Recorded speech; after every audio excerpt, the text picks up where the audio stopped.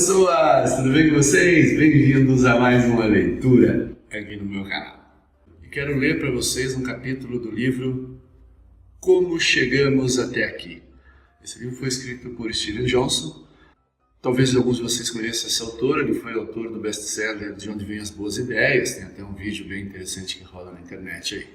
Então, compartilhar com vocês um capítulo sobre esse livro que trata de inovação e a evolução ao longo dos anos aí do pensamento e da forma com que as pessoas e as empresas agem. Quero ler para vocês mais especificamente o capítulo 5, onde ele trata do tempo. É um capítulo longo, mas eu quero ler só uma pequena parte dele. Então começa o Steve Johnson dizendo assim: em outubro de 1967, um grupo de cientistas de todo o mundo reuniu-se em Paris, na Conferência Geral de Pesos e Medidas. Se você já teve a questionável sorte de assistir a uma conferência acadêmica, provavelmente faz ideia de como elas são. Artigos são apresentados juntamente com uma série interminável de painéis de debates, intercalados por ocasionais contatos profissionais durante o café. Gente, participar dessas coisas é muito chato. Mas, às vezes surgem algumas coisas interessantes. Há fofocas e brigas internas no bar do hotel durante a noite. Todo mundo se diverte bastante, mas não se faz muita coisa. Afinal, o objetivo desses encontros justamente é para poder discutir academicamente alguns assuntos. No entanto, a Conferência Geral de Pesos e Medidas quebrou essa tradição. Em 13 de outubro de 1967, os participantes concordaram em mudar a própria definição de tempo. Durante quase toda a história da humanidade, o tempo foi calculado seguindo o ritmo dos corpos celestes. Nosso sentido de tempo girava em torno do Sol, como a própria Terra. Os dias eram definidos pelo ciclo do nascer e do pôr do Sol. Os meses, pelos ciclos da Lua. Os anos, pelos ritmos lentos, porém previsíveis das estações do tempo. Durante quase esse tempo todo, claro que interpretávamos mal o que causava esses padrões, supondo que o Sol girava em torno da Terra, e não o inverso. Aos poucos, fomos construindo ferramentas para medir o fluxo do tempo de modo mais previsível. Relógios de Sol para acompanhar a passagem do dia. Observatórios celestes, como o de Stonehenge, para acompanhar marcos sazonais, como o solstício de verão. Começamos a dividir o tempo em unidades mais curtas, segundos, minutos, horas. Muitas dessas unidades tinham como referência o sistema de contagem base 12, transmitido dos antigos egípcios e sumérios. O tempo foi definido por uma divisão gradual. Um minuto era 1/60 de uma hora, e uma hora equivalia a 1/24 do dia. Um dia era simplesmente o tempo passado entre os dois momentos em que o Sol estava mais alto no céu. Mas, ao menos de 60 anos para cá, enquanto nossas ferramentas de medição do tempo ganhavam mais precisão, começamos a notar falhas nesse metrônomo celeste. O relógio do céu acabou se tornando, digamos, um pouco vacilante. E foi isso que a Conferência Geral de Pesos e Medidas se propôs abordar em 1967. Já que desejávamos ser mais precisos nas nossas medições de tempo, precisávamos trocar a imensa entidade do sistema por outra menor. Gente, eu fico imaginando, deve ter sido fantástico ter participado desse negócio aqui. Imagina as coisas que se discutiram ali. Mas vamos lá, continua Johnson. Considerado apenas uma atração turística, o Domo de Pisa costuma ser ofuscado por seu vizinho mais famoso e inclinado. Mas a Catedral de 1000 anos, de pedra branca brilhante e fachada de mármore, em muitos aspectos é uma estrutura mais impressionante que o campanário oblíquo a seu lado. Posicione-se na base da nave e olhe para cima em direção ao mosaico do século XIV no teto da Capela Mor. E você pode recriar um momento de abstração enlevada que acabaria por transformar nossa relação com o tempo. Suspensa no teto, há uma coleção de candelabros. Eu achei essa história aqui fantástica. Agora eles estão imóveis, mas diz a lenda que em 1583, um estudante de 19 anos da Universidade de Pisa estava na catedral. Enquanto sonhava acordado no banco da igreja, viu um dos candelabros balançar para frente e para trás. Enquanto seus concentrados colegas recitavam o Credo Niceno a seu lado, o estudante ficou quase hipnotizado pelo movimento regular do lustre. Independentemente do trajeto da oscilação, o candelabro parecia levar o mesmo tempo para ir e voltar. Para nós parece um negócio tão bobo, né? Quando a trajetória do arco diminuía, a velocidade do lustre diminuía também.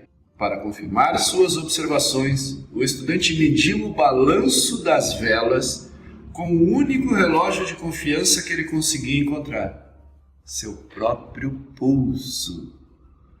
A maioria dos jovens de 19 anos pensaria em maneiras menos científicas de se distrair enquanto assistia à missa. Mas acontece que aquele calouro da faculdade era ninguém mais, ninguém menos. Será que vocês conseguiram adivinhar quem era? Alguns com certeza sim. Era ninguém mais, ninguém menos do que Galileu Galilei. Não admira que Galileu estivesse sonhando acordado com o tempo e seu ritmo. Seu pai era um teórico da música e tocava alaúde. Em meados do século XVI, tocar um instrumento era uma das atividades mais precisas na cultura do dia a dia. O termo tempo musical vem da palavra italiana para tempo cronológico, como em português. Na época de Galileu, contudo, não havia máquinas que mantivessem um ritmo confiável. O metrônomo só seria inventado alguns séculos depois. Então, ver o candelabro balançar para frente e para trás com tal regularidade plantou a semente de uma ideia na cabeça do jovem Galileu. Às vezes eu paro até penso, igual aquele esquema da Eureka, né? Quando você tem uma grande descoberta, saiu aquela lampadazinha e acendeu na cabeça do jovem Galileu. Como costuma ser o caso, no entanto, levaria décadas para a semente florescer e gerar algo útil. Galileu passou os 20 anos seguintes dando aulas de matemática, fazendo experiências com telescópios e, mais ou menos, inventando a ciência moderna, mas conseguiu manter viva em sua memória a imagem do lustre balançando na catedral. Cada vez mais obcecado com a ciência da dinâmica, o estudo de como os objetos se movem no espaço, ele decidiu construir um pêndulo que recriasse o que havia observado no domo de Pisa tantos anos antes. Ele descobriu que o tempo que um pêndulo leva para oscilar não depende do tamanho da arca ou da massa do objeto que balança, mas do comprimento da corda. Isso para mim foi novidade, muito interessante. A maravilhosa propriedade do pêndulo, escreveu a um colega, o cientista Giovanni Battista Baliani, é fazer todas as oscilações, grandes ou pequenas, em tempos iguais. Na época de Galileu, qualquer fenômeno natural ou qualquer dispositivo mecânico que mostrasse essa precisão rítmica ia parecer miraculoso. A maioria das cidades italianas desse período tinha relógios mecânicos grandes e pesados, que mais ou menos marcavam a hora certa. Porém, precisavam ser acertados constantemente segundo leituras do relógio de sol, ou poderiam atrasar até 20 minutos por dia. Imagina o estrago na nossa vida hoje. Um relógio que atrasa todo dia 20 minutos. Não serve para nada. Em outras palavras, o máximo da tecnologia de cronometragem só conseguia ser precisa na escala de dias. A ideia de um relógio que marcasse o segundo era absurda. Absurda e aparentemente desnecessária. Assim como o comércio de gelo de Frederick Tudor, aquela era uma inovação que não tinha um mercado natural. Não era possível medir o tempo com precisão em meados do século XVI, mas ninguém realmente notava, pois não havia a necessidade de uma fração de segundo de precisão. Não havia ônibus para embarcar, programas de TV a que assistir ou teleconferências para participar. Se você soubesse mais ou menos as horas que eram, já dava para se virar muito bem. A necessidade da precisão de uma fração de segundo não se originaria no calendário, mas nos mapas. Afinal, estávamos na primeira grande era da navegação mundial. Inspirados por Cristóvão Colombo, navios viajavam para o Extremo Oriente e para as Américas, recém-descobertas, com vastas fortunas aguardando os que navegassem os oceanos com sucesso. Assim como a morte quase certa esperava os que se perdiam. Mas os marinheiros não tinham como determinar a longitude do mar. Era possível aferir a latitude, olhando para o céu. Contudo, antes da tecnologia moderna de navegação, a única maneira de calcular a longitude de um navio envolvia 2 relógios. Um deles definia a hora certa no ponto de origem, supondo que você soubesse a longitude desse local. E o outro registrava a hora atual da sua posição no mar. A diferença entre as duas marcações indicava a posição longitudinal. Cada 4 minutos de diferença eram traduzidos por 1 grau de longitude, ou 68 milhas marítimas no Equador. Com o céu aberto, era fácil acertar o relógio do navio com leituras precisas da posição do Sol. O problema era o relógio do ponto de partida. Com a tecnologia de cronometragem perdendo ou ganhando até 20 minutos por dia, o relógio se tornava praticamente inútil no segundo dia da jornada. Por toda a Europa, recompensas foram oferecidas para quem resolvesse o problema da longitude do mar. Felipe III da Espanha ofereceu uma pensão vitalícia em ducados, enquanto o famoso prêmio da longitude na Inglaterra prometeu mais de $1 milhão em moeda atual. A urgência do problema e as recompensas para resolvê-lo fez Galileu pensar novamente no tempo igual, que havia nutrido sua imaginação pela primeira vez aos 19 anos. Suas observações astronômicas haviam sugerido que os eclipses regulares das luas de Júpiter poderiam ser úteis para os navegadores manterem a hora certa no mar. Mas o método desenvolvido por Galileu foi muito mais complicado e não tão preciso quanto ele esperava. Por isso ele voltou uma última vez ao pêndulo. Depois de 58 anos de preparação, seu lento palpite sobre a propriedade mágica do pêndulo afinal começou a tomar forma.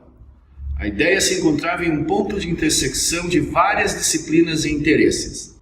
A lembrança de Galileu do Lustrum Duomo, seus estudos do movimento e das luas de Júpiter, o surgimento de uma indústria de navegação global e a nova demanda por relógios que medissem tempos em segundo.